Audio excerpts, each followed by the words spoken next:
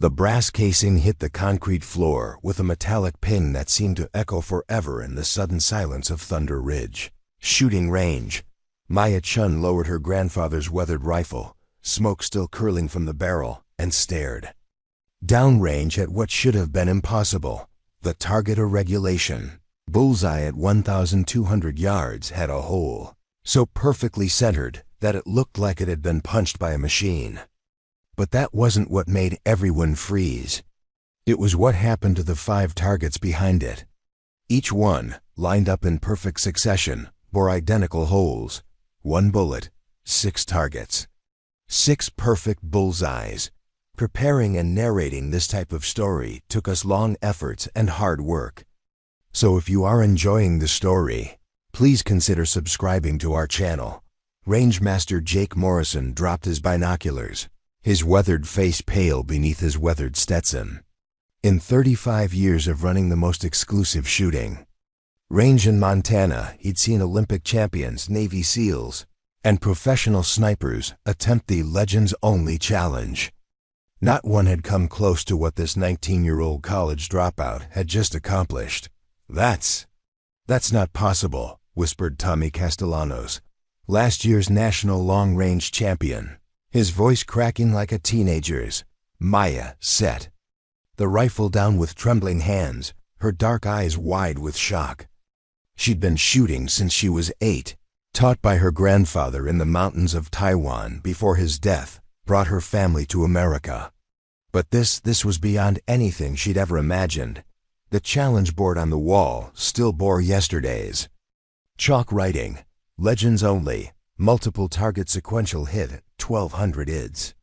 Record, 3 targets, Jake Morrison, 1987, $50,000 prize. Amateurs need not apply. Someone in the crowd of stunned spectators finally found their voice. 6 targets. She hit 6 goddamn targets with 1 bullet. Before we dive deeper into this incredible story, I want to take a moment to thank you for watching. Creating and narrating these detailed, novel-length stories takes tremendous time and research to bring you the most engaging content possible. We're embarking on a journey of nearly 50,000 words together. That's a full novella. If you're already hooked by what you've heard, please show your support by hitting that like button, sharing this story with someone who would enjoy it, and subscribing to the channel. Don't forget to ring the notification bell so you never miss our latest stories. This is going to be an epic adventure, so get comfortable, and let's continue with this remarkable tale. 6 hours earlier, Maya had pulled her dented Honda Civic into the gravel parking lot of Thunder Ridge, her last $27 folded in her wallet and her grandfather's rifle case secured in the back seat. The range sat on a plateau overlooking the Bitterroot Valley, its weathered wooden buildings and steel shooting platforms, commanding a view that stretched to the snow-capped peaks of the Continental Divide. She'd driven 16 hours straight. From her cramped studio apartment in Denver, living on gas station coffee and determination. 3 months ago, she'd dropped out of mechanical engineering at Colorado State, unable to afford another semester despite her perfect GPA.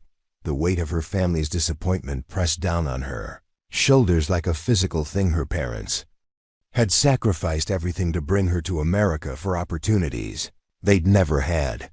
The legends-only challenge had been a desperate internet discovery at 3 a.m., found during one of her sleepless nights scrolling through shooting forums. $50,000. Enough to finish school, help her parents with their struggling restaurant, maybe even honor her grandfather's memory properly. The main building's screen door squeaked as she entered, her worn boots echoing on scarred hardwood floors. Trophy cases lined the walls, filled with brass casings, medals, and photographs of champions spanning decades.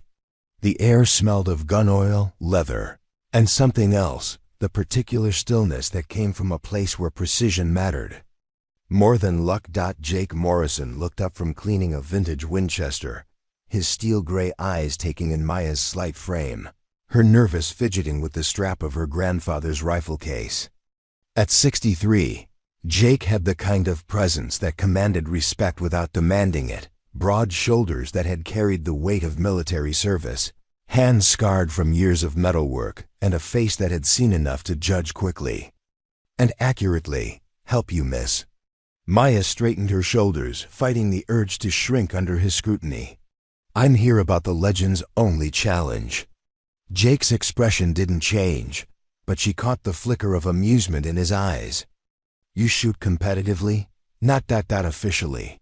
Maya's voice was steadier than she felt. "But I've been shooting since I was 8. My grandfather taught me." "Uh-huh." Jake set down the Winchester and leaned back in his chair.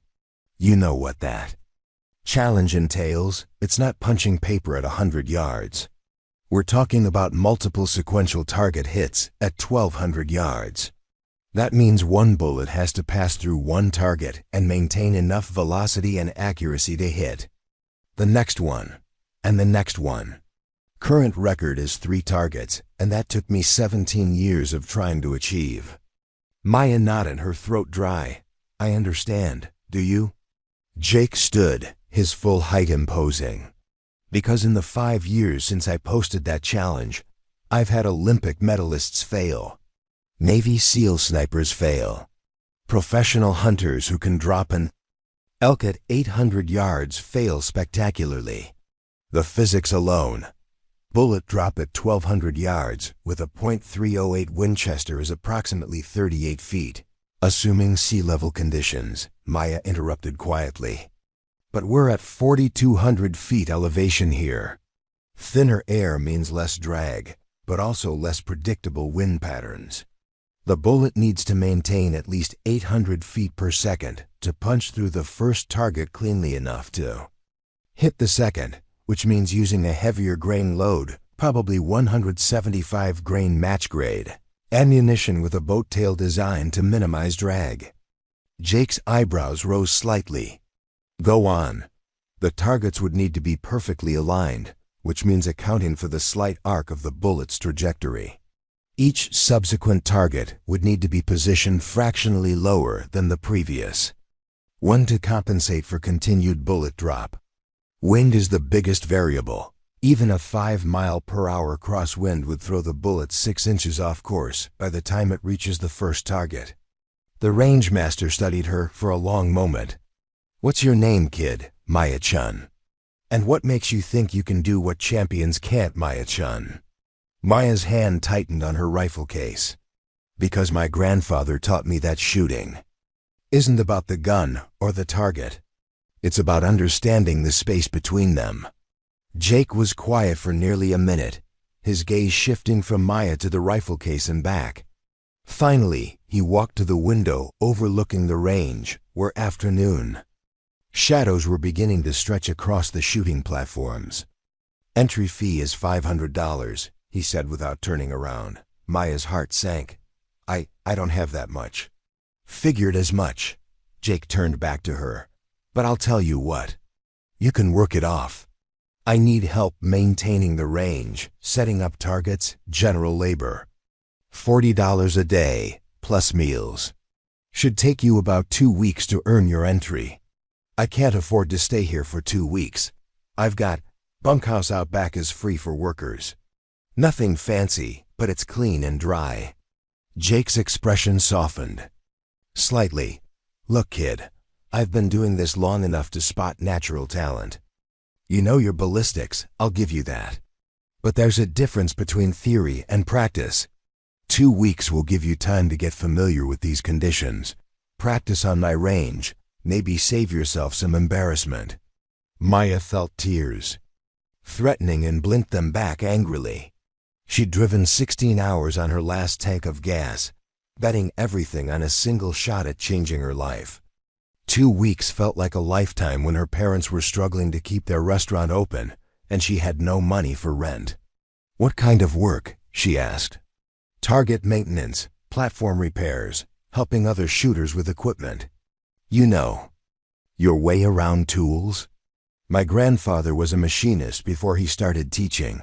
He taught me to fix anything mechanical." Jake nodded approvingly. "Then we might just get along fine." There's a cot in the bunkhouse and leftover chili in the kitchen. You can start tomorrow at sunrise." As Maya walked toward the bunkhouse, her grandfather's rifle case heavy in her hands, she didn't notice the figure watching from the shadows. Near the trophy cases, Tommy Castellanos had been eavesdropping, his championship medal feeling suddenly cold against his chest. He'd come to Thunder Ridge to defend his title, to prove that last year's national championship wasn't a fluke. The legend's only challenge had been his next goal, his chance to cement his reputation as the best long-range shooter in the country. But something about the quiet confidence in the Asian girl's voice when she'd rattled off those ballistics calculations made his stomach tighten with an unfamiliar feeling. For the first time in his competitive career, Tommy Castellanos was afraid. He might not be the best shooter on the range. Maya's first night in the bunkhouse passed in fragments of restless sleep, punctuated by the sound of wind whistling through the gaps in the wooden walls. The single room held 4 cots, a small wood stove, and a table scarred by years of use. Her grandfather's rifle lay across her lap. As she sat on the edge of her cot, carefully cleaning each component by the light of a battery-powered lantern, the familiar ritual of disassembly and maintenance calmed her nerves. The rifle was a custom-built Remington 700, its stock carved from a single piece of walnut by her grandfather's own hands. He'd spent 3 years perfecting it, hand-loading his ammunition, adjusting the trigger pull to exactly 2 pounds, betting the action with such precision that the rifle shot consistently within a quarter-inch at 100 yards. A rifle is like a friendship, he'd told her during one of their early morning practice sessions in the mountains outside Taipei. It requires patience, consistency, and respect. Treat it carelessly, and it will disappoint you when you need it most. Maya ran her fingers along the stock's smooth finish, remembering the weight of his weathered hands guiding hers as she learned to find her natural point of aim, to control her breathing, to squeeze the trigger with the surprising gentleness required for precision shooting. He'd been gone 4 years now, felled by a heart attack while she was finishing high school. Her parents had sold his machining business to pay for the funeral and their immigration expenses, but they'd kept the rifle. For Maya, her grandmother had insisted. He would want her to have this piece of him. Now sitting in a stranger's bunkhouse with her future hanging on a single shot, Maya wondered if her grandfather would be proud or horrified by her desperation. The bunkhouse door creaked open, letting in a gust of cold mountain air. Maya tensed, her hand instinctively moving to the rifle, but relaxed when she saw a familiar figure silhouetted in the doorway. "Easy there, Annie Oakley. Just checking on our new employee." Jake Morrison stepped inside, carrying a steaming mug and a thick folder. He'd changed out of his work clothes into jeans and a faded military sweater, making him look more like someone's grandfather than the intimidating rangemaster who'd tested her earlier. "Brought you some coffee and some light reading." He set the mug on the table and dropped the folder beside it. "Weather reports, wind patterns, atmospheric conditions for the past 5 years. If you're serious about this challenge, you'll want to understand what you're up against." Maya accepted the coffee gratefully, wrapping her cold fingers around the warm ceramic. "Thank you." Jake settled into the chair across from her, his eyes drawn to the partially disassembled rifle. "That's beautiful work. Custom build?" "My grandfather made it." Maya's voice carried a note of pride. He was a precision machinist in Taiwan before he started teaching marksmanship to the military. "Mind if I take a look?" Maya hesitated for only a moment before handing over the receiver. Jake examined it with the reverence of someone who understood fine craftsmanship, running his fingers along the perfectly bedded action, testing the smoothness of the bolt operation. "This is exceptional work, the level of precision here." He looked up at Maya with new respect. "Your grandfather was an artist. He said that every rifle has its own personality, its own preferences. This one likes 175 grain Sierra Match Kings. loaded with 43.5 grains of varget powder, seated exactly 2.8 inches from the lands. Jake whistled low. That's some specific ammunition. You load your own? Grandfather taught me. We'd spend hours at his reloading bench, weighing powder charges. To the tenth of a grain, measuring cases, sorting bullets by weight. Maya accepted the receiver back, her movements careful and practiced. He said that factory ammunition was like buying clothes off the rack. It might fit, but it would never be perfect. Smart man, Jake stood, stretching his back. I'll warn you, though conditions here are different from whatever you're used to. We get wind shears off the mountain faces that can change direction in seconds. Temperature swings of 40 degrees between morning and afternoon. The altitude affects everything from bullet drop to scope adjustment. Maya nodded, already opening the weather folder. I'll study it. Good. Sunrise comes early up here, and I'll have you working hard enough to earn that entry fee. Jake paused at the door. One more thing, there are other shooters staying here this week. Good ones. They're not going to be happy about sharing the range with someone they see as an amateur. I can handle myself. Jake's smile was grim. I'm sure you can.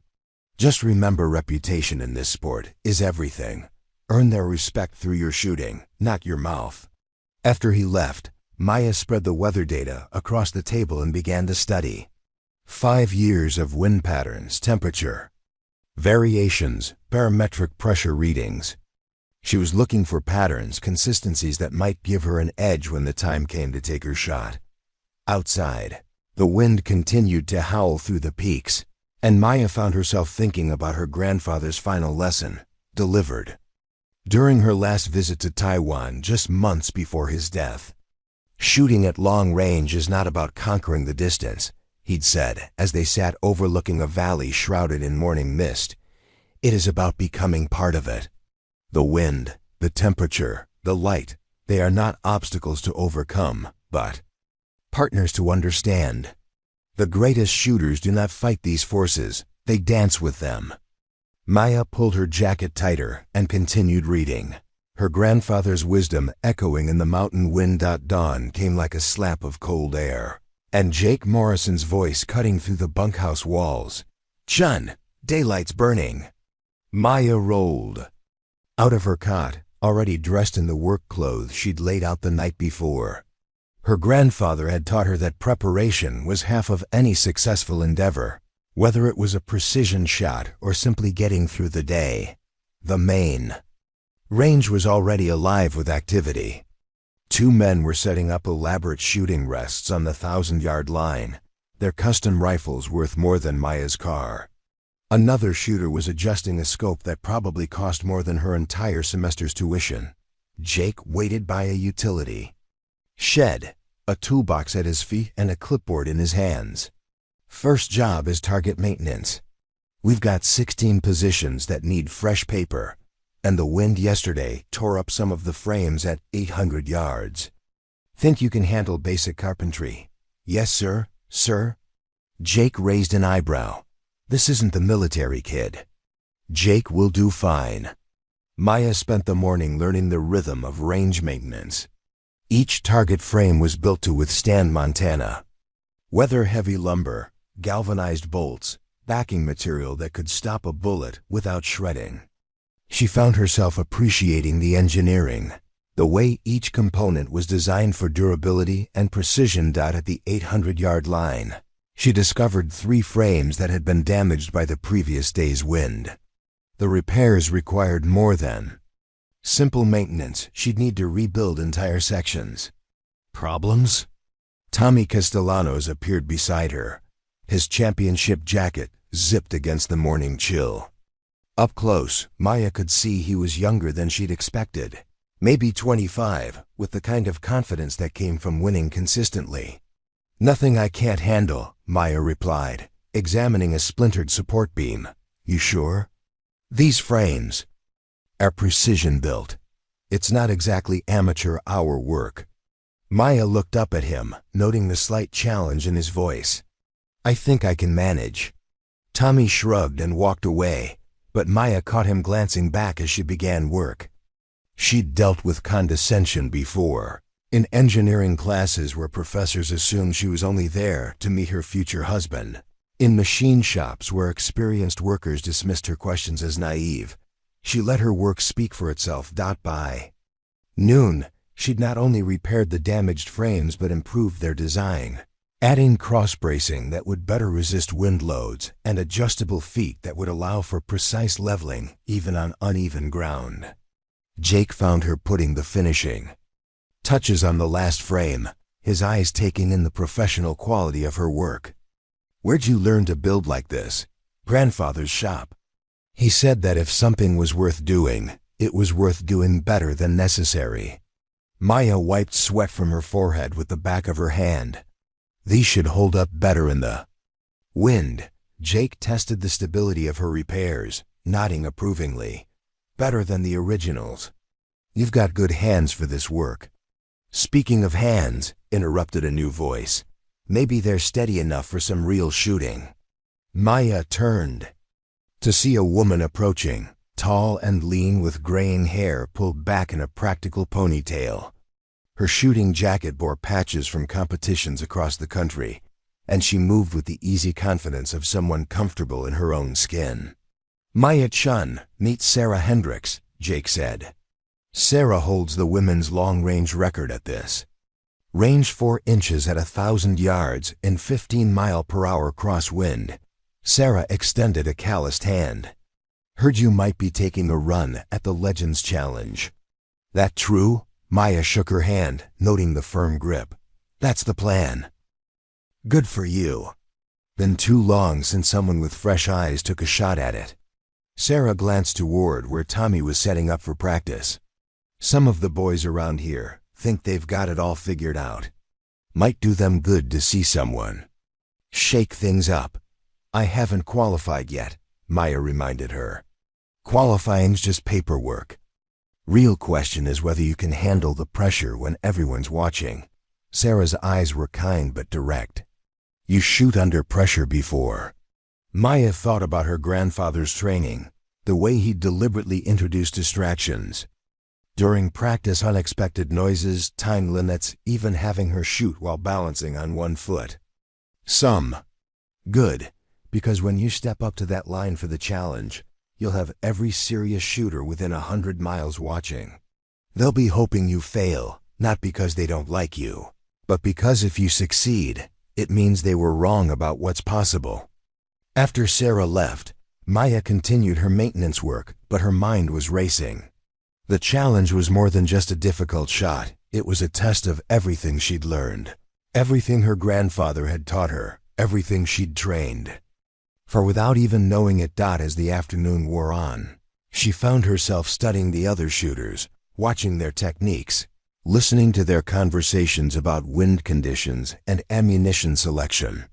They were good, better than good. Their equipment was top of the line, their technique polished by years of competition. But Maya noticed something else.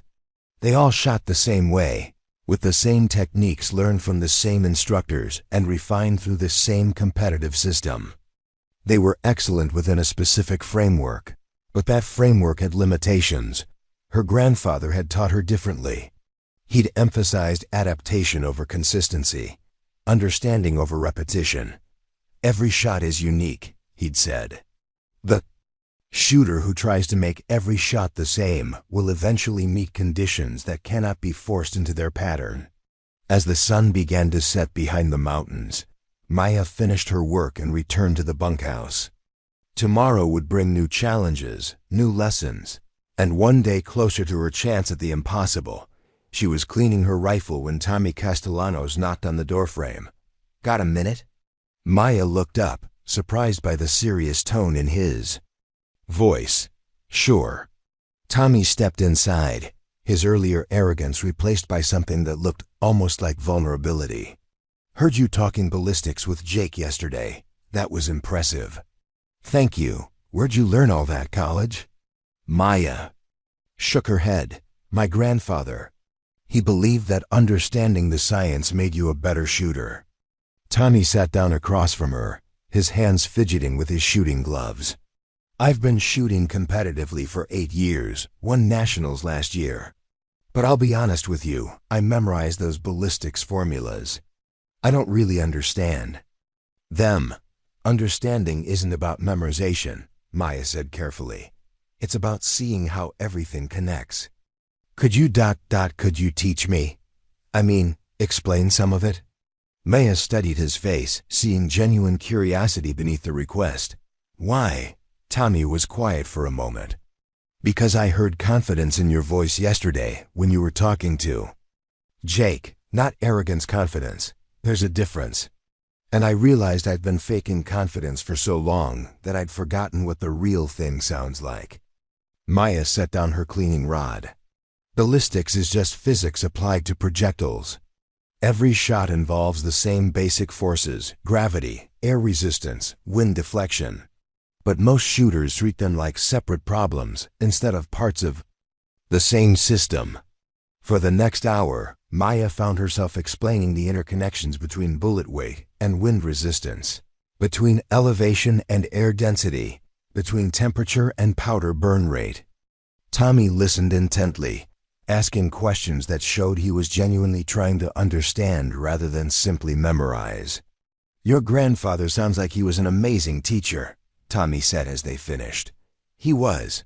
Maya's voice was soft. He always said that knowledge shared is knowledge multiplied. Tommy stood to leave, then paused at the door. Maya? Good luck with the challenge. I mean that. After he left, Maya continued her rifle maintenance, but her mind was elsewhere. For the first time since arriving at Thunder Ridge, she felt like she might actually belong here. Maya's second week at Thunder Ridge began with a storm that reminded everyone why mountain weather demanded respect. She woke to rain hammering the bunkhouse roof and wind that made the entire structure creak and sway.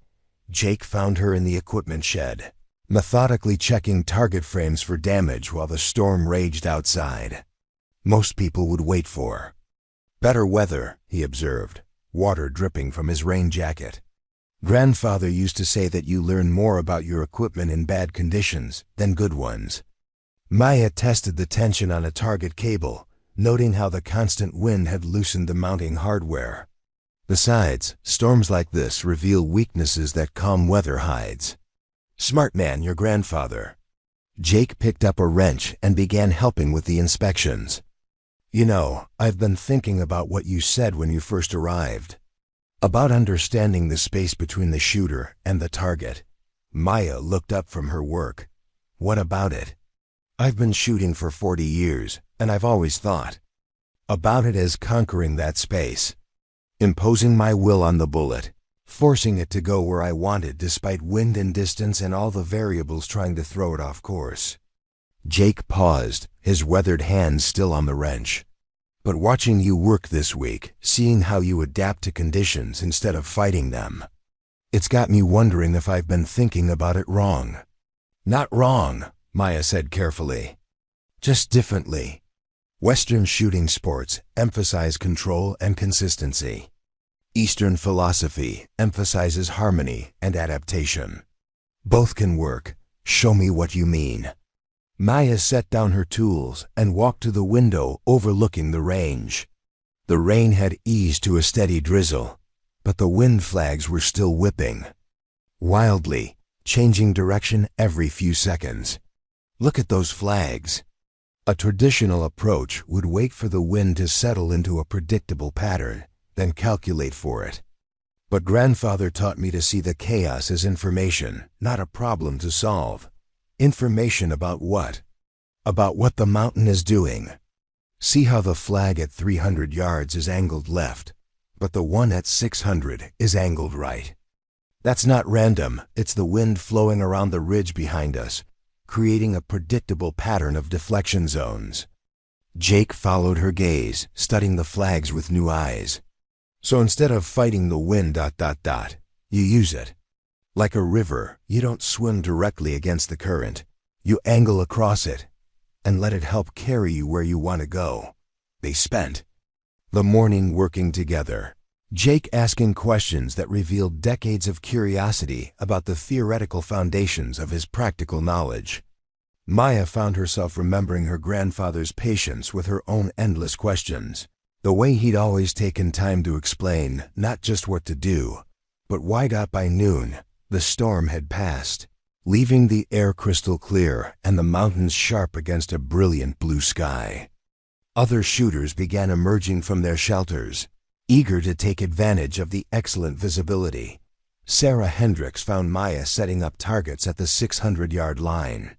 "Heard you've been giving ballistics lessons," Sarah said, her tone neutral. Maya tensed, wondering if she'd overstepped some unwritten boundary.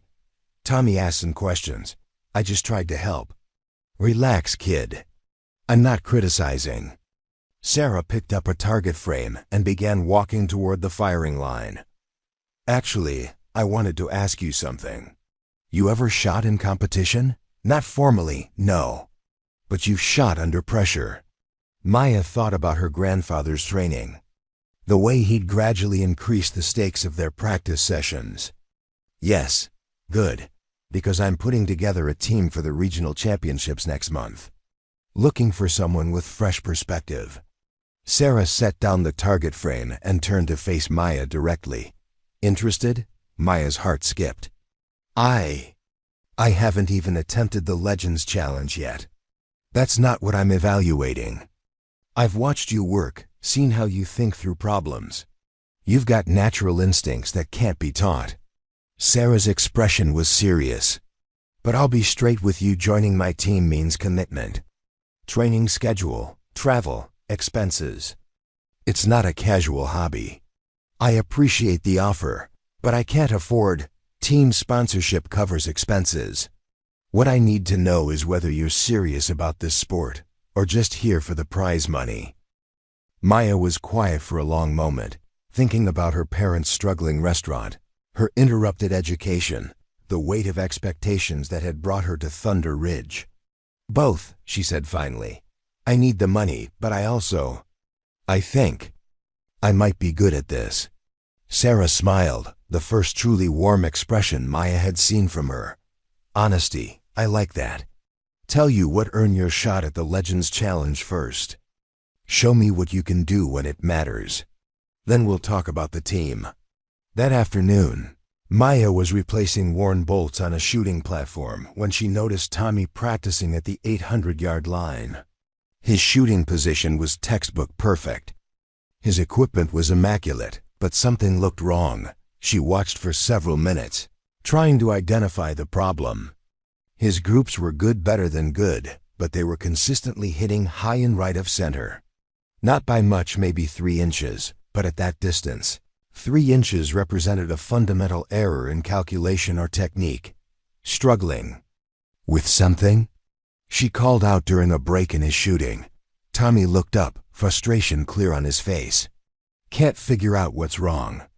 My calculations are perfect, my position is solid, but I'm missing point of aim by the same amount. Every shot." Maya walked over to examine his setup. Custom rifle, premium optics, hand-loaded ammunition that probably cost $3 per round.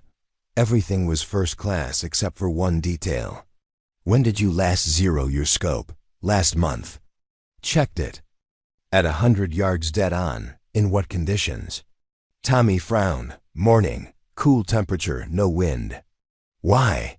"Because your scope is mounted at a slight cant. Maybe half a degree, not enough to notice at short range, but at 800 yards. Maya did quick calculations in her head. It would throw you high and right by about 3 inches. Tommy examined his scope mounts, his expression shifting from frustration to embarrassment. "Son of a bitch, you're right.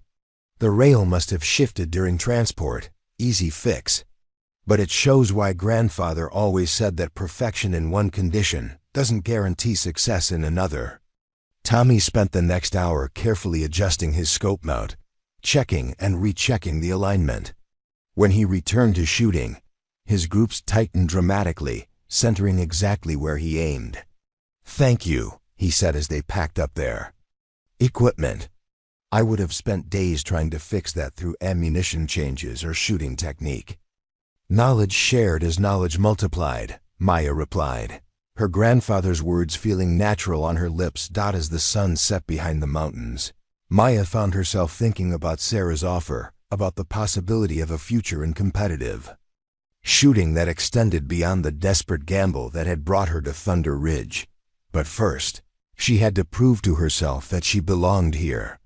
The Legends Challenge waited, and with it, the chance to honor her grandfather's memory in a way that words could never achieve. Maya's 13th day at Thunder Ridge dawned clear and cold, with wind flags hanging limp in the still mountain air. Perfect conditions for the Legends Challenge if she was ready to take it. She'd been practicing every evening after work, using Jake's personal range to familiarize herself with the unique conditions of Thunder Ridge. 1,200 yards seemed impossibly far when she first arrived, but 2 weeks of daily observation had taught her to read the subtle signs that governed long-range accuracy. The mountain created its own weather patterns. Morning calm gave way to thermal updrafts by mid-afternoon. The canyon below funneled wind in predictable directions. Even the angle of sunlight affected how targets appeared through her scope. Most importantly, she'd learned her grandfather's rifle. Every gun had its own personality, its preferences for different types of ammunition, its unique quirks of accuracy. This rifle preferred to be held firmly but not gripped tightly. It shot best when the stock was positioned exactly at the pocket of her shoulder. It responded to a trigger pull that was more caress than press. "You've been quiet today," Jake observed as they finished the morning's maintenance work. Maya looked up from the target frame she'd been adjusting. "Just thinking about the challenge? About why it matters so much to me." Maya set down her tools and leaned against the shooting bench. "The money is important. My family needs it. But there's something else." Jake waited, recognizing the moment when someone needed to voice their thoughts. "My grandfather spent his whole life teaching precision. Not just shooting, but thinking, planning, executing with care and patience. He believed that excellence was a form of respect for the craft, for the tools, for the people who came before." Maya's voice grew stronger as she spoke. "I want to honor that. I want to show that his way of thinking, his approach to the world, has value. And if you miss..." Maya was quiet for a long moment. "Then I'll know I gave everything I had to something that mattered." Jake nodded slowly. "That's the best reason I've ever heard for taking on an impossible challenge." That afternoon, Maya made her final preparations. She cleaned her rifle with the methodical care her grandfather had taught her, checking every component, every adjustment. She loaded 20 rounds of ammunition, each cartridge prepared with the precision of a surgeon, powder charges weighed to the 10th of a grain. She studied weather reports, atmospheric conditions, wind patterns. She visualized the shot sequence, the feel of the rifle against her shoulder, the sight picture at the moment of truth. As evening approached, word spread through the shooting community that Chen would attempt the Legends Challenge at sunrise. By dinner time, shooters were arriving from across the region, drawn by curiosity and the chance to witness either history or spectacular failure. Tommy found her in the equipment shed, sitting quietly with her rifle across her lap. "How are you?" "Feeling?" "Scared," Maya admitted, "but ready. You know, I've been thinking about what you taught me. About understanding instead of memorizing." Tommy sat down across from her. "I realized I've been approaching shooting like a math problem. Find the right formula. Apply it consistently. Get predictable results. But you approach it like like a conversation." Preparing and narrating this type of story took us long efforts and hard work. So if you are enjoying the story, please consider subscribing to our channel. Maya looked up, intrigued. "A conversation? With the conditions, with the rifle, with the target. You're not trying to impose your will on the situation, you're trying to understand what the situation is asking for." Maya smiled, remembering her grandfather's voice. The mountain will teach you, but only if you listen. That's very Eastern, she said. Yeah, well, maybe it's time I learned something from Eastern philosophy. Sarah Hendricks appeared in the doorway, her expression serious. Maya, Jake wants to see you. There's been a development. Maya's stomach dropped. What kind of development? Better if Jake explains it. In the main building, Maya found Jake behind his desk with a folder open in front of him. His expression was grim. Problem, he said without preamble. Got a call. From the Nevada Gaming Commission. Apparently, someone filed a complaint about the Legends Challenge, claiming it's an illegal gambling operation. Maya felt the world tilt. What does that mean? Means I can't let you attempt the challenge until this gets sorted out. Could take weeks, maybe months. The words hit Maya like a physical blow. Weeks or months meant her money would run out.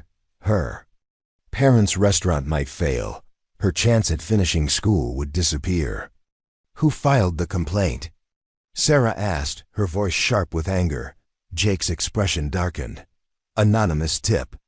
But the timing is suspicious, coming right before Maya's attempt. Tommy appeared in the doorway, his face flushed with anger. It was Marcus Reeves. Everyone turned to look at him. Marcus Reeves was a name that carried weight in competitive shooting, Circle's 3-time national champion, equipment sponsor, and owner of the largest shooting supply company in the Western states. How? Do you know? Jake asked. Because he called me an hour ago, asking if I was still planning to attempt the challenge myself. When I told him no, that I was here to watch Maya shoot, he got real interested in who she was and why I thought she had a chance. Tommy's jaw was tight with anger. Started asking about her background, her experience, whether she had any legitimate claim to attempt a challenge meant for serious competitors. Sarah's eyes flashed. That arrogant piece of, it gets worse, Tommy continued. He mentioned that it would be unfortunate if some amateur made a mockery of the sport's most prestigious challenge. Said he'd hate to see the shooting community's reputation damaged by publicity stunts. Jake leaned back in his chair, his expression thoughtful. Marcus has been talking about attempting the challenge himself for 2 years. Prize money that size would be nice advertising for his company. So he sabotages Maya's attempt to clear the field, Sarah said. Typical Marcus. If he can't win through skill, he'll win through politics. Maya felt rage building in her chest, hot and consuming. She'd worked for 2 weeks, pushed herself beyond exhaustion, prepared for this moment with everything her grandfather had taught her. And now some wealthy competitor was using legal technicalities to steal her opportunity. There has to be something we can do, she said, her voice tight with controlled fury. Jake shook his head. Not until the Gaming Commission investigates. Could take, what if it wasn't a gambling operation? Maya interrupted. Everyone looked at her. The challenge offers a cash prize for achieving a specific feat of marksmanship. But what if we change the structure? What if instead of a prize, it was simply a demonstration? A public exhibition of extreme precision shooting? Jake's eyebrows rose. Go on. No entry fee, no prize money. Just a demonstration of whether it's possible to hit 6 sequential targets with a single bullet at 1,200 yards. Make it a pure test of skill, witnessed by qualified observers, with results documented for the shooting community. Sarah was already nodding. That would sidestep the gambling issue entirely. No money changing hands, no betting. Just a documented attempt at an unprecedented feat. But what about the 50,000? Tommy asked. Maya felt something settle in her chest, a calmness that surprised her. Maybe this was never really about the money. Jake studied her face for a long moment.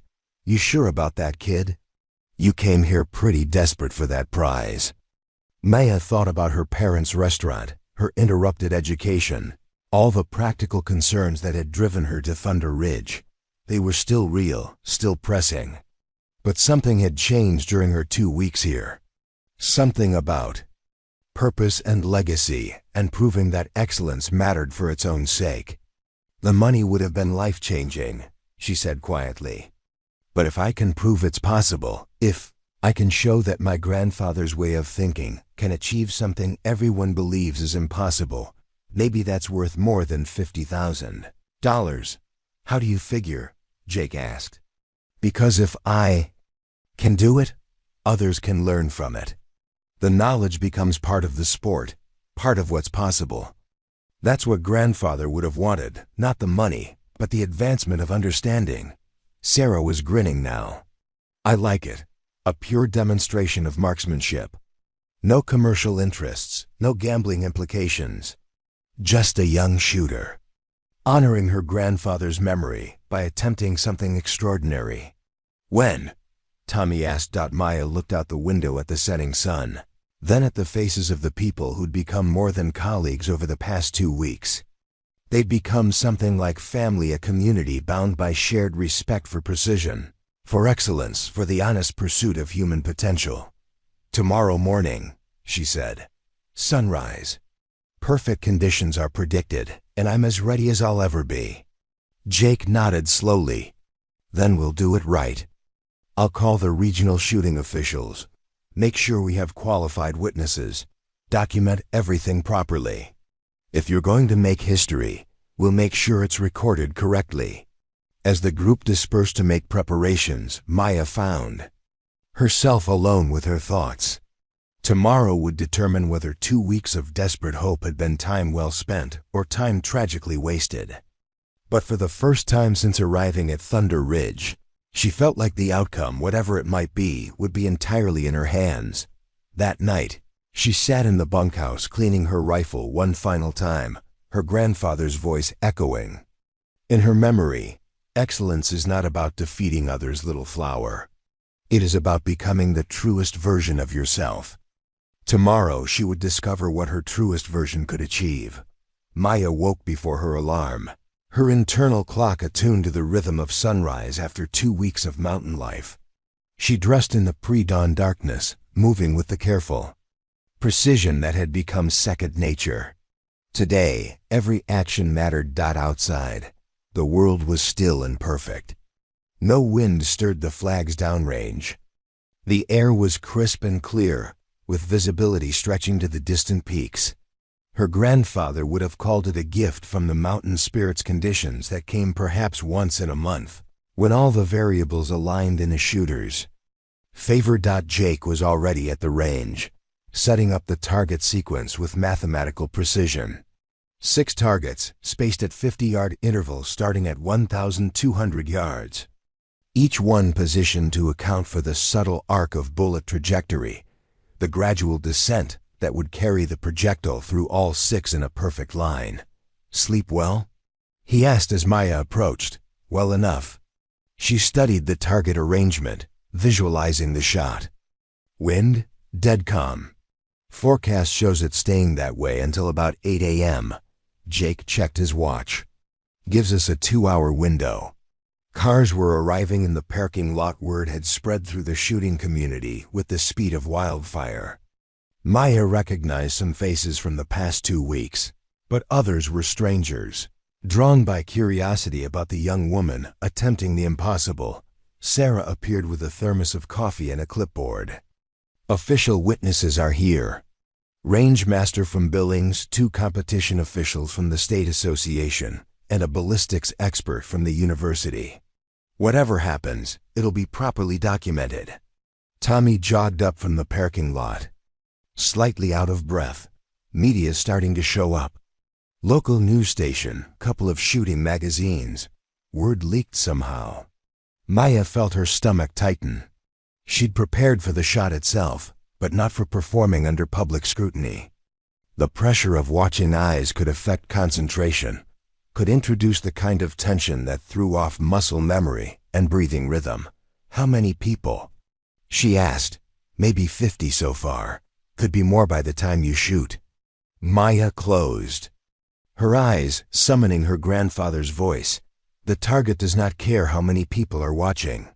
The bullet does not know if you are famous or unknown. Focus on what matters. Breath, position, sight picture, trigger control. When she opened her eyes, Jake was studying her face. "You okay, kid?" "I'm ready." The official witnesses gathered around Jake's shooting table to review the challenge parameters. Dr. Elizabeth Warren, the ballistics expert, examined Maya's rifle and ammunition with scientific curiosity.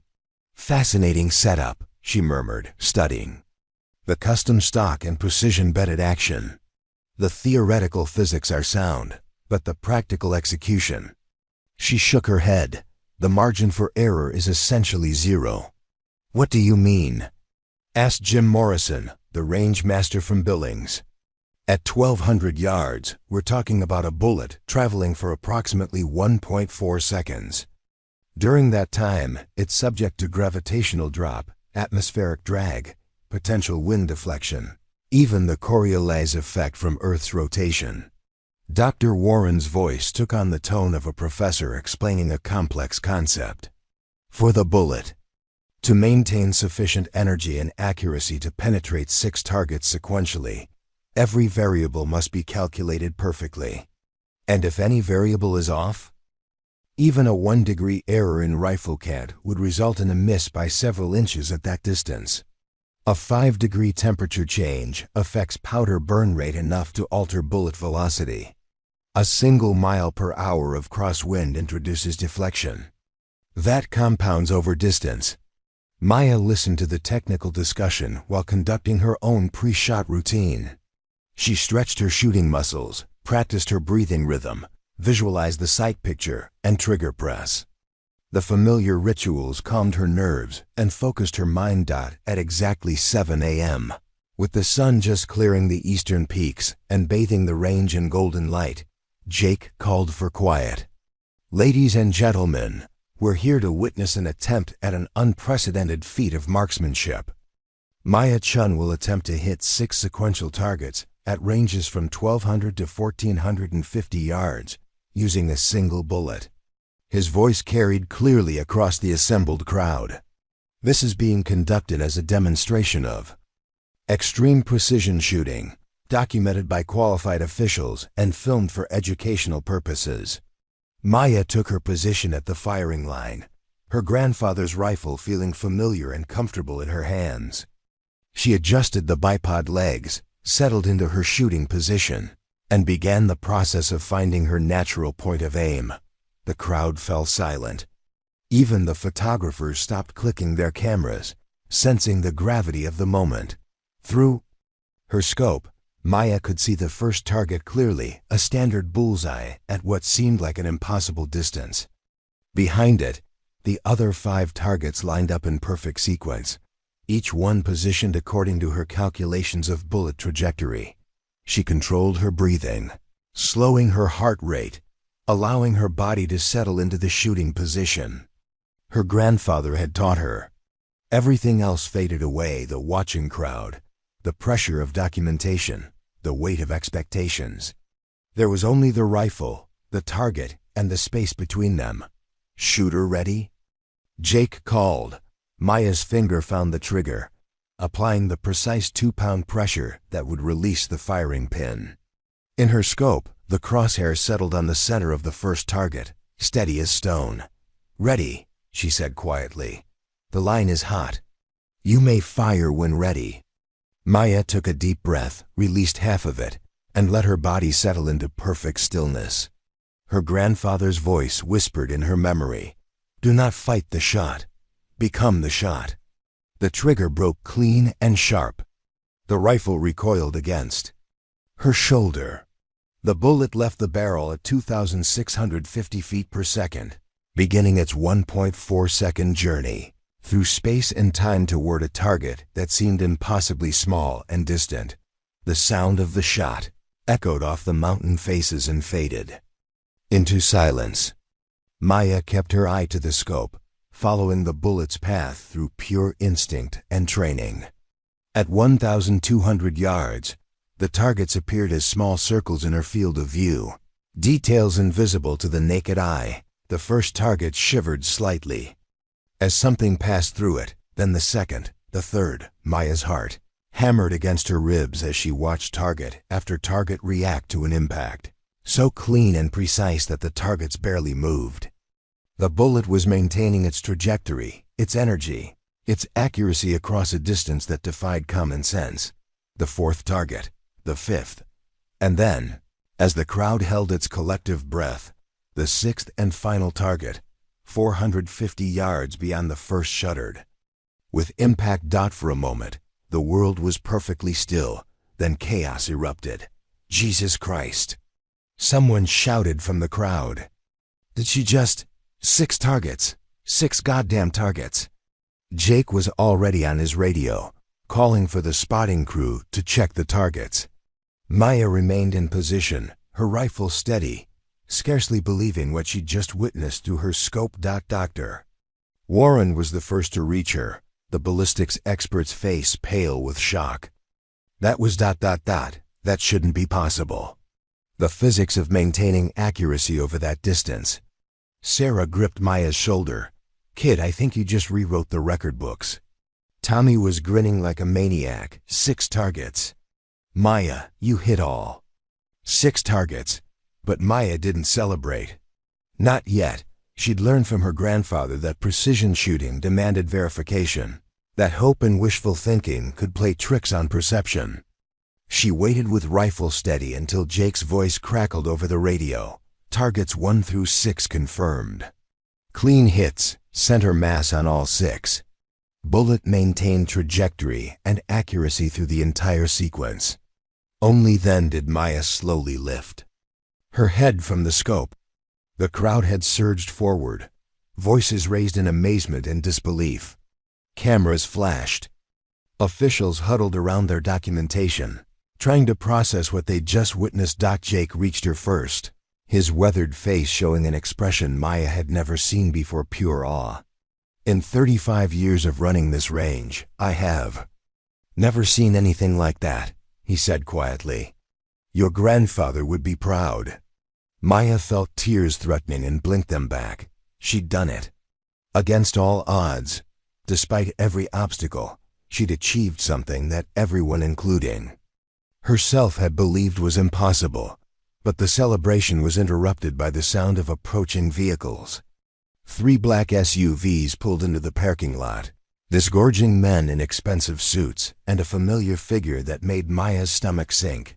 Marcus Reeves strode across the range like he owned it, his perfectly groomed appearance and designer shooting jacket marking him as someone accustomed to getting his way. Behind him came what appeared to be lawyers and officials, their expressions grim and purposeful. I demand that this illegal gambling operation be shut down immediately, Reeves announced loudly enough for everyone to hear. And I want that rifle confiscated for ballistics testing. Jake stepped forward, his expression dangerous. This is a private range, Marcus. You're not welcome here. I'm here in my capacity as a board member of the National Shooting Sports Association, Reeves replied, producing a folder of documents. We've received reports of illegal gambling, unverified ammunition, and possible equipment modifications that violate competition standards. There was no gambling, Sarah said, her voice sharp with anger. This was a demonstration. No money changed hands. Nevertheless, the integrity of the sport demands investigation. Reeves' eyes locked on Maya's rifle. That weapon needs to be examined by qualified experts to ensure it meets legal specifications. Maya felt ice forming in her stomach. Without her rifle, she couldn't prove what she'd just accomplished. Without verification of her equipment, the record would be meaningless. The rifle hasn't left my sight, Dr. Warren interjected. I examined it before the attempt. It's completely legal. Completely standard. With respect, Dr. Warren, you're not a certified equipment inspector. Reeves smiled coldly. This requires official NSS, a verification. Jake's hand moved to his cell phone. I'm calling the sheriff. You're trespassing on private property. Actually, one of Reeves' lawyers spoke up. Mr. Reeves has obtained a temporary restraining order pending investigation of the gambling allegations. All equipment related to the disputed activity must be secured. Maya looked around at the faces of people who'd become friends and allies over the past 2 weeks. They were angry, frustrated, but helpless against the machinery of legal bureaucracy that Reeves had set in motion. "How long?" she asked quietly. The lawyer consulted his papers. "Pending full investigation by the Gaming Commission and the NSSA, potentially several months. Several months. By then, the moment would be lost, the achievement forgotten, her opportunity. To honor her grandfather's memory buried under legal technicalities and procedural delays." Maya felt something crystallizing inside her, not anger, but clarity. She looked at her grandfather's rifle, then at the target's downrange that bore witness to her achievement, then at Marcus Reeves' smugly satisfied expression. "No," she said quietly. Everyone turned to look at her. "I said no." Maya's voice grew. Stronger. "Mr. Reeves, you can file all the complaints you want. You can question my equipment, my ammunition, my qualifications. But you can't question what 50 witnesses just saw. Young lady, you don't understand the legal. I understand perfectly." Maya stepped forward, her slight frame somehow commanding attention from the entire crowd. "You're afraid. You've spent years telling yourself you're the best shooter in the country, building a business around that reputation. And then some unknown girl shows up and does something you can't do." Reeves' face flushed red. "I will not stand here and be insulted by some amateur who got lucky." "Lucky?" Maya's voice cut through his protest like a blade. "Mr. Reeves, if you think what just happened was luck, then you don't understand shooting at all." She gestured toward the target's downrange. 6 sequential hits at distances from 1,200 to 1,450 yards. Bullet placement accurate enough to pass through 6 separate target centers while maintaining lethal velocity.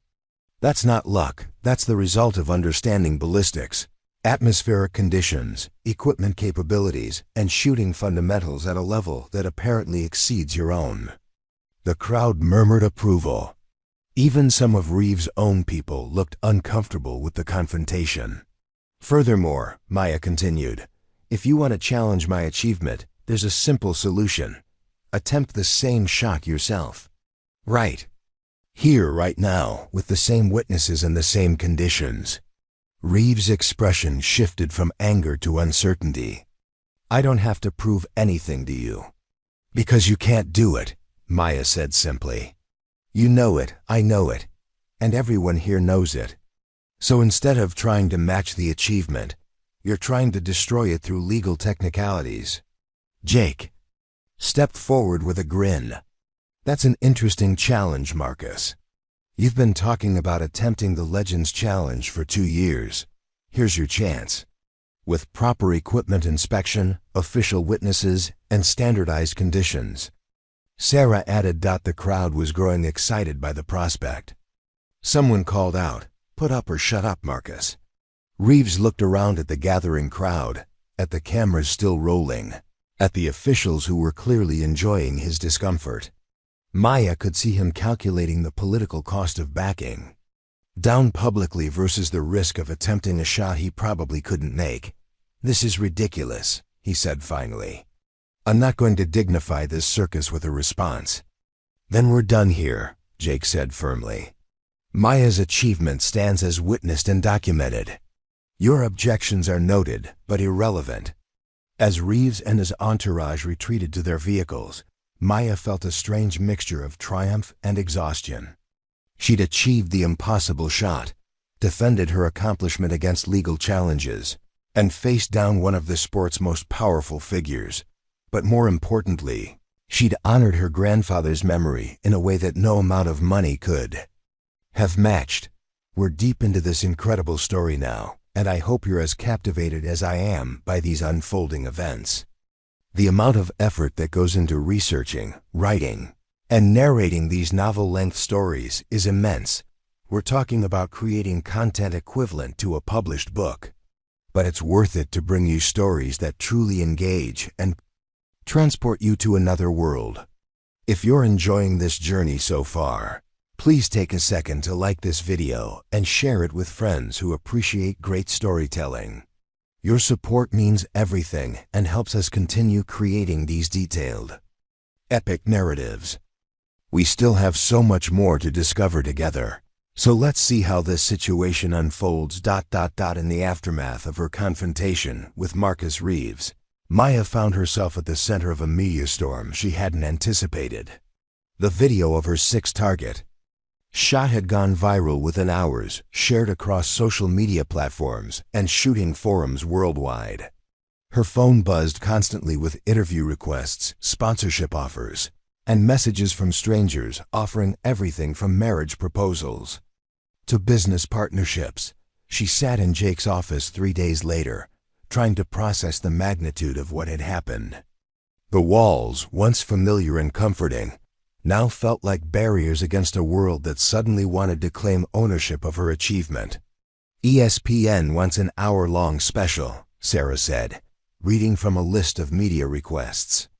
National Geographic is talking about a documentary, and Gun and Ammo magazine wants you on their cover. What about the Shooting Sports Foundation? Tommy asked. They're offering a full scholarship to any university, plus funding for competition travel. Maya rubbed her temples, feeling overwhelmed. I just wanted to honor my grandfather's memory. I never expected ... Fame has a way of finding exceptional people whether they want it or not, Jake observed. Question is what you do with it. Maya's phone rang again. She glanced at the screen and felt her heart sink her mother's number. She'd been avoiding her parents' calls for 2 days, not sure how to explain what had happened or what it might mean for their family's future. I should take this, she said, stepping outside for privacy. Maya, where have you been? We've been trying to reach you. Her mother's voice carried the particular mix of worry and excitement that Maya remembered from childhood achievements. Mrs. Chen from the market says she saw you on the news. Something about shooting? Maya closed her eyes, trying to find words that would make sense to her parents. I entered a shooting competition, Mama. I did well. How well? Mrs. Chen says there were cameras, that people are calling you a champion. It's complicated. I set a new record, but there's no prize money, just ... Recognition. The line was quiet for a moment. Then her father's voice came on, speaking in Mandarin. We saw the video online. Your grandfather's rifle, you used his rifle? Yes, Papa. He would be proud. We are proud. His voice was thick with emotion. But Maya, we are also worried. The restaurant ... We may have to close next month. The rent increase ... Maya felt the weight of family obligations settling back on her shoulders. All the excitement of her achievement faded against the reality of her parents' struggles. Recognition and fame wouldn't pay their bills or save their business. I'll figure something out, she said quietly. Maybe some of these opportunities ... No, her father said firmly. You pursue your path. We will find another way. After ending the call, Maya sat on the porch steps of the main building, watching the sun set behind the mountains. The range was quiet now, most of the media circus having moved on to other stories. But the weight of expectations from sponsors, from the shooting community, from her own family felt heavier than ever. Tommy found her there an hour later, carrying 2 cups of coffee. Penny for your thoughts, he said, settling beside her. I'm thinking that my grandfather never warned me about what happens after you achieve the impossible. Tommy was quiet for a moment. You know, before I met you, I thought shooting was about winning. About being better than the next guy. Collecting trophies, building a reputation. And now? Now I think it's about something else. About pushing the boundaries of what's possible. About learning something new about yourself every time you line up a shot. He took a sip of coffee. What you did wasn't just about hitting those targets. It was about proving that someone with a different approach, a different philosophy, could achieve something that everyone thought was impossible. Maya nodded slowly. My grandfather always said that the highest form of excellence was not in surpassing others, but in surpassing your previous self. Then maybe the question isn't what the world wants from you now, but what you want from yourself. That evening, Maya made a decision that surprised everyone, including herself. She turned down the ESPN special, declined the magazine covers, and politely rejected the scholarship offers. Instead, she called Jake into his office for a private conversation. "I want to stay," she said simply. Jake raised an eyebrow. "Stay?" "Maya, you've got opportunities here that most shooters would kill for. Sponsors, media attention, a chance to compete at the highest levels, I know. But I've been thinking about what my grandfather would have wanted. He didn't teach me to shoot so I could become famous or wealthy. He taught me because he believed that excellence was its own reward, and that knowledge should be passed on." "What are you saying?" Maya took a deep breath. "I want to stay here and teach. Help other shooters understand the principles that made that shot possible. Turn Thunder Ridge into a place where people come to learn, not just to compete." Jake leaned back in his chair, studying her face. "That's a hell of a thing to give up for the sake of teaching, is it? Or is it the difference between achieving something once and helping others achieve it repeatedly? And your parents? The financial pressures?" Maya had thought about that too. "I've got some sponsor offers that don't require me to leave here. Equipment companies, ammunition manufacturers. Enough to help my family and fund a real educational program." Jake was quiet for a long moment, then smiled slowly. "Your grandfather really did teach you well, didn't he? He taught me that the greatest achievement isn't reaching the top of the mountain. It's helping others find their own path up." That night, Maya sat in the bunkhouse with her grandfather's rifle across her lap, cleaning it one more time. But now the familiar ritual felt different. Instead of preparation for a single defining shot, it felt like preparation for a lifetime of sharing what she'd learned. Outside, the mountain wind whistled through the peaks, carrying with it the promise of new challenges, new students, new opportunities to push the boundaries of what was possible. Maya smiled, finally understanding what her grandfather had meant when he said that the target was not the destination, but merely the excuse for the journey.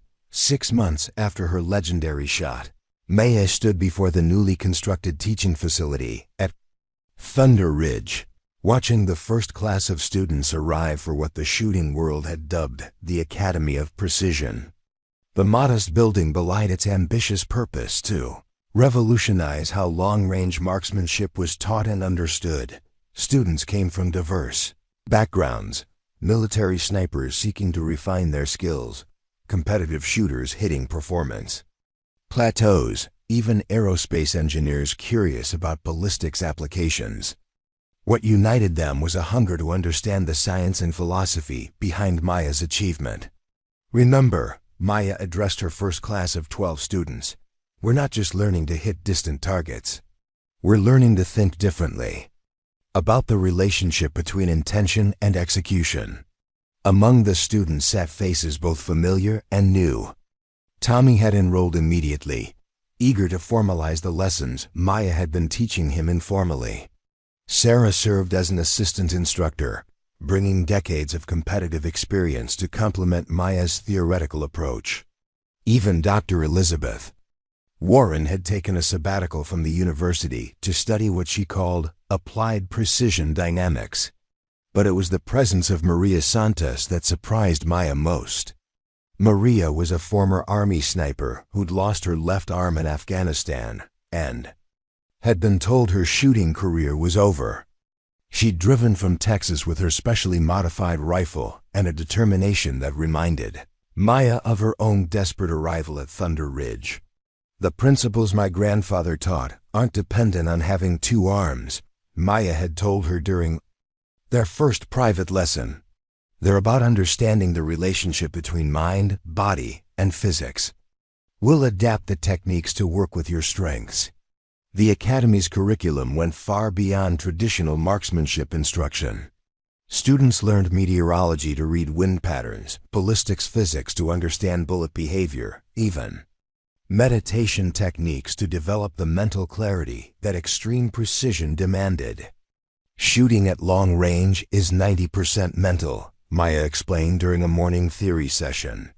The mechanical aspects, trigger control, sight alignment, breathing, these can be learned in a few weeks.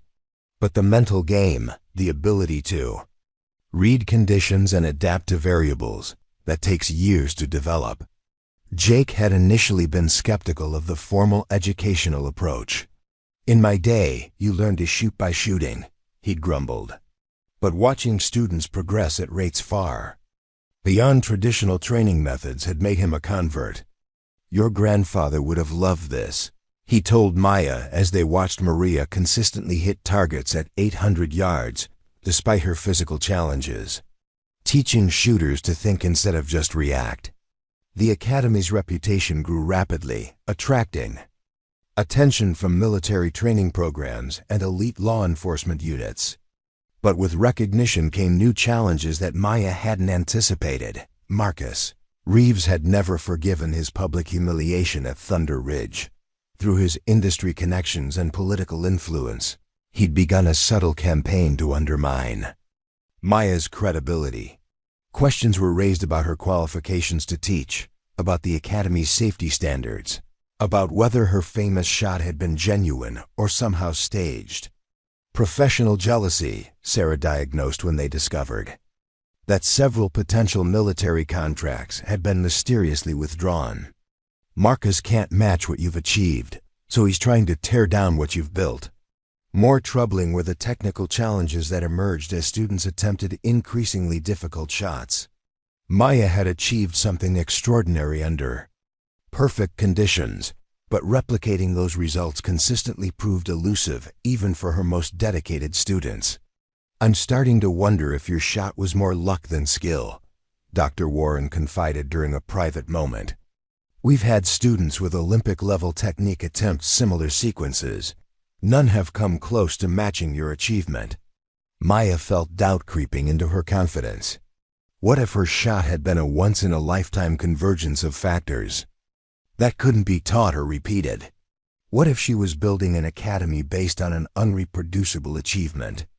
The crisis came during the Academy's third month, when a student named David Park, a Marine sniper with extensive combat experience, attempted a 4-target sequence at 1,000 yards. The first 3 targets were clean hits, but the 4th shot went wide, missing by nearly 2 feet. "I don't understand," David said, frustrated. "Everything felt perfect.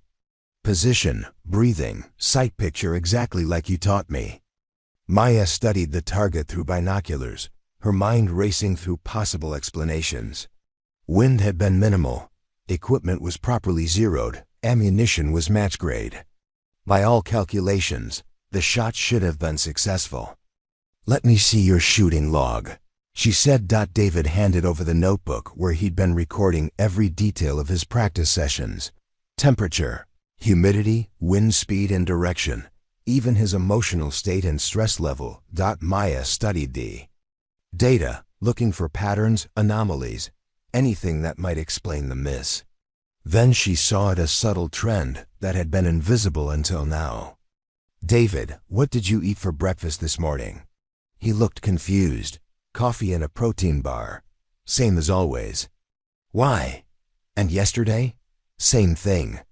Maya flipped through more pages of his log. "You've been eating the same breakfast every morning." "For 6 weeks. Yeah, I'm a creature of habit. Helps me maintain consistency. That's the problem." Maya closed the notebook and looked at her assembled students. "You're all trying to eliminate variables instead of learning to work with them. You want to shoot the same way every time, but conditions are never exactly the same." She gestured toward the mountains around them. "The temperature is different each day. The humidity changes. The barometric pressure fluctuates. Even your body. Chemistry varies based on stress, fatigue, what you've eaten. If you always try to shoot exactly the same way, you're fighting against natural variation instead of adapting to it." Dr. Warren looked intrigued. You're suggesting that consistency isn't actually desirable. I'm suggesting that the highest form of consistency is the ability to consistently adapt. Maya walked to the whiteboard and began sketching. My grandfather taught me that every shot is unique. Instead of trying to eliminate variables, you learn to read them and adjust accordingly. She drew a diagram showing how different atmospheric conditions affected bullet trajectory. Watch how I adjust my hold point based on humidity levels, or how I modify my trigger timing when I'm stressed versus relaxed. I'm not shooting the same way every time. I'm shooting appropriately for the specific conditions of each individual. Shot. Tommy raised his hand. But how do you learn to make those adjustments? It seems like it would take years to develop that kind of intuitive understanding. It does take years, Maya agreed. But you can accelerate the process by deliberately practicing under varied conditions instead of trying to eliminate them. Over the following weeks, Maya revolutionized the Academy's training approach. Instead of seeking perfect conditions for practice, she deliberately exposed students to challenging variables. They shot in different weather conditions at different times of day with different equipment configurations. Embrace the chaos became the Academy's unofficial motto. Learn to dance with uncertainty instead of fighting it. The results were dramatic. Students who had plateaued under traditional training methods began achieving new levels of accuracy. More importantly, their performance became more consistent across varying conditions. Maria Santos was the first to achieve a 4-target sequence, accomplishing the feat during a gusty afternoon when other students couldn't hit single targets reliably. How did you know how to adjust for those wind conditions? Dr. Warren asked afterward. Maria smiled, echoing Maya's teaching. I stopped trying to fight the wind and started listening to what it was telling me. But success brought new attention, and with it, new threats to everything Maya had built. The letter arrived on a Tuesday morning, delivered by certified mail with the official seal of the Bureau of Alcohol, Tobacco, Firearms, and Explosives. Maya's hands trembled slightly as she read the formal language announcing a comprehensive investigation into training practices and firearms compliance at the Academy of Precision.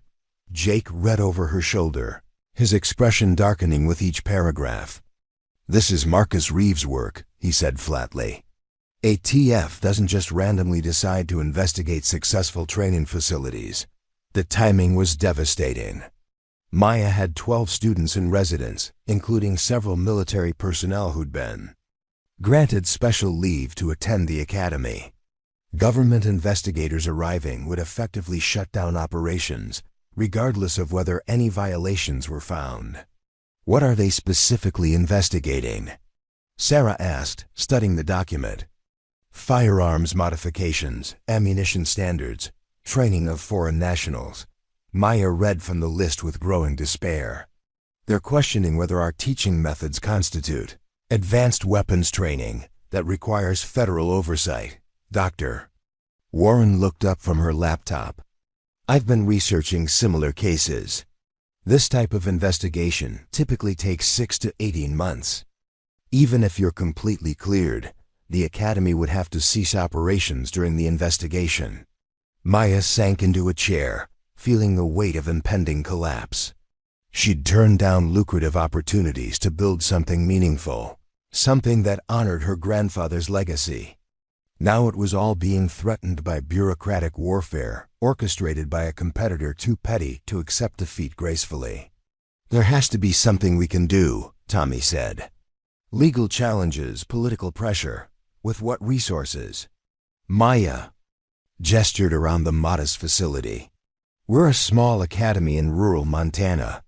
Reeves has industry connections, political influence, probably lawyers who specialize in regulatory warfare.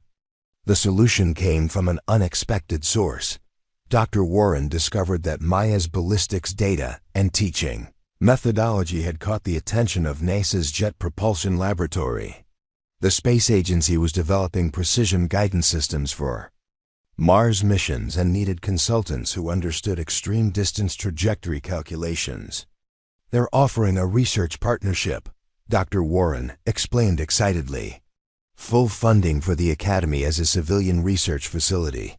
The ATF can't touch a NASA-sponsored program." Within weeks, the Academy of Precision was reborn as the Precision Dynamics Research Institute. Maya's students now included aerospace engineers alongside military snipers, all working to push the boundaries of long-range accuracy for both terrestrial and space applications. Marcus Reeves' complaints evaporated when faced with federal space program backing. His industry influence meant nothing against NASA's mandate to advance American technological capabilities. But Maya's greatest triumph came 6 months later when Maria Santos achieved the impossible, a 7-target sequence at 1,500 yards, surpassing even Maya's legendary shot. Standing beside the range, watching her student exceed her own record, Maya finally understood her grandfather's deepest lesson.